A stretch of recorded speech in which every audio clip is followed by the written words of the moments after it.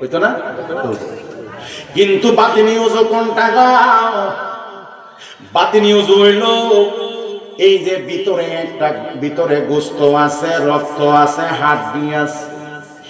এই হাড্ডি গুলারে, রক্ত গুলারে, মাংস গুলারে হারাম খাদ্য থেকে বাঁচাইয়া রাখার নাম হলো বাতিনি ওযু।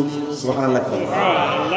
এই মুখ দিয়া যদি হারাম খাবার ঢুইকা যায়, এই গোশতটা নাফাক হইয়া যায়, এই রক্তটা নাফাক হইয়া যায়, হাড্ডি গুলা নাফাক হইয়া যায়। আমার নবী কয় নামাজের আগে তুমি আগে বাতিনি ওযু করো, এরপরে জাহিরি ওযু করো। বাতিনি ওযু হইল হারাম থেকে বিরত রাখার নাম হলো বাতিনি ওযু। সুবহানাল্লাহ।